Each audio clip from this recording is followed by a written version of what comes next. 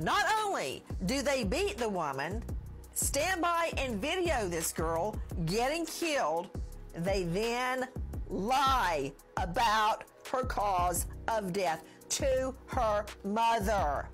In a recent interview with Grace on November 28, Salamondra, mother of the now deceased, has verified some of the circumstances surrounding her daughter's passing while still trying to piece together the full picture, and the details are quite shocking. Additionally, a police report has revealed that medical workers treated Shaquella for hours before she passed away, even though specifics surrounding her death are still hazy. Her death certificate, on the other hand, reveals that she passed very shortly after suffering her wounds. So, what happened, and who is responsible for inflicting such violence on Shaquella Robinson? Let's find out. As her family and supporters push for authorities to carry out an arrest warrant in the case, the mother of Shanquella Robinson, a North Carolina woman who died while on a trip to Mexico with a group of friends in late October, has given additional details about her death to legal analyst Nancy Grace. According to reports, a gathering in Charlotte on Sat drew more than 100 attendees, where it has been revealed that Shaquella had 6 travel companions with her when she traveled thousands of miles to Cabo San Lucas, Mexico, and shared a villa with them. However, supporters question how the inquiry had been handled from the outset and pushed authorities to take action against them as soon as possible. Not to mention,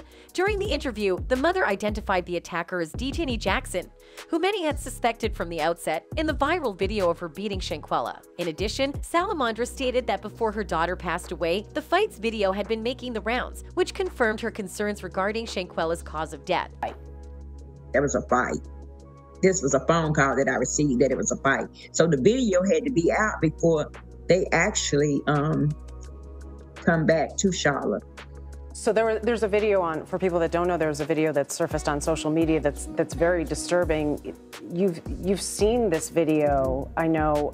Eventually, according to the mother, someone put it on Facebook and a friend saw it and forwarded it to the mother. At least 2 days after Shanquella's death on October 29th, her companions had already left for North Carolina by that point. In the viral video, Salamondra also disclosed that her daughter loves to nap in her undies and probably did so just before the attack. Not to forget, Salamondra seemed to be quite blunt during the interview, the details of which were recently shared by Grace during a live show. According to the mother, someone called me and told me before they even arrived back to Charlotte, North Carolina, that they were over there fighting her, so I didn't know how true it was. So after they got back and Shanquella had passed, the video surfaced on Facebook and someone sent it to my family. She was a good child and had a great heart, and she did not deserve to be treated like that. And as it is quite evident, Nancy Grace couldn't seem to agree more, where she can be heard loud and clear that Shaquella was a victim of a pre-planned murder and nothing less than that. Take a look.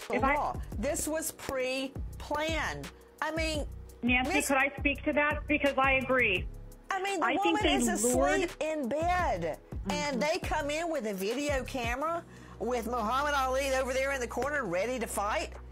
That being said, at the demonstration at Little Rock Aim, Zion Church, pictures from the rally revealed other women comforting Shanquella's mother in the seats. The deceased woman's name could be seen in a silver helium balloon along with balloon pillars that were topped with her first initial. 2 more balloons, flowers, and life-size automobile portraits of Shanquella were also present. And that's not all. Activists, community leaders, and other concerned citizens attended the gathering, making sure that the support for Shaquella's family didn't die down. One of her former high school classmates of Shaquella, who goes by the name Jonathan Doris, described Quella as an admired cheerleader with a keen sense of style. As for the details he mentioned, right before she passed away, she operated an online florist and children's hair braiding business while simultaneously pursuing her degree at Winston-Salem State University. According to Doris, she was my personal stylist. She loved to get dressed. She loved to get fresh. She was one call away from me always. I feel like we don't really understand how little time we have with the people we love. Life is fragile, fleeting, complex, and confusing.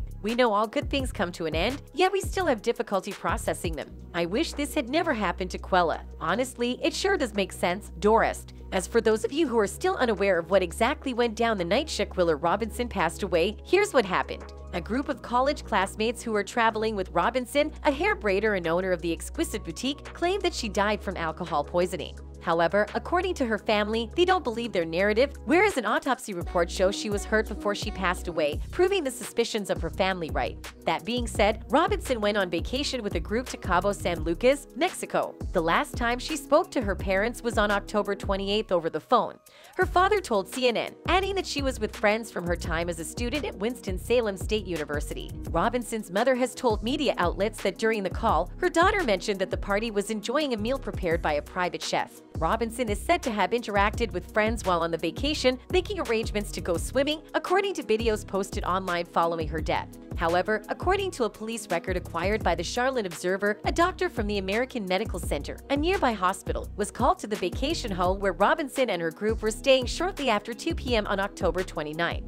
But within an hour, a doctor shows up, and according to the report, Robinson has stable vital signs, but as per her friends, was dehydrated, mute, and appeared to be intoxicated. Robinson's mother, on the other hand, got a call saying her daughter was ill after a while following the request for medical help, according to her family, who has spoken to numerous media sites. Moving on, the police report states that Robinson has a seizure 1 hour after the doctor arrived. Whereas a group member also requested an ambulance at around 4:20 p.m., Robinson was reportedly said to have had breathing problems, and her pulse started to slow down before stopping. At 4:49 p.m. though, the doctor and a friend started performing CPR, while the police arrived at the scene at 5:25 and spoke with the physician. Robinson, however, was pronounced dead at the rental property by the doctor. The paramedics performed a total of 14 rounds of CPR, 5 doses of adrenaline, and 6 discharges without success, according to the police report, before she was pronounced dead. The remainder of the group then traveled back to Charlotte and spoke with Robinson's parents, informing them that she had died from alcohol poisoning.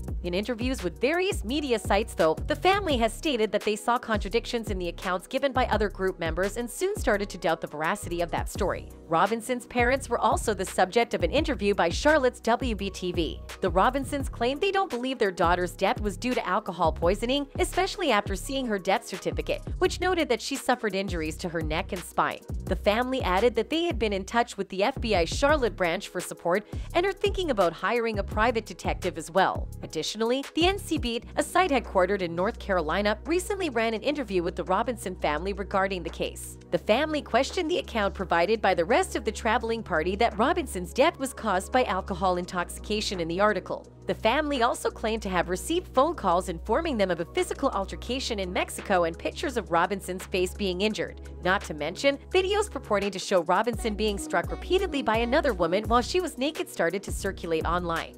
Shanquella, can you at least fight back? Is said by someone who cannot be seen in the footage. Although Robinson's mother has told several media outlets she knows her daughter in the film, the media has not been able to independently confirm Robinson is the person in the video. According to WSOC, it has obtained Robinson's death certificate, which states severe spinal cord injury and atlas luxation, a form of neck injury, as the cause of death. Similarly, according to WSOC, the certificate doesn't mention alcohol intoxication and states that Robinson passed away within 15 minutes of receiving her injury. In a box asking if Robinson's death was accidental or violent, the medical examiner has also checked yes. But whether or not the police will be able to catch the real abusers of Shaquella, well, only time will tell. That's all for today. Don't forget to like and subscribe.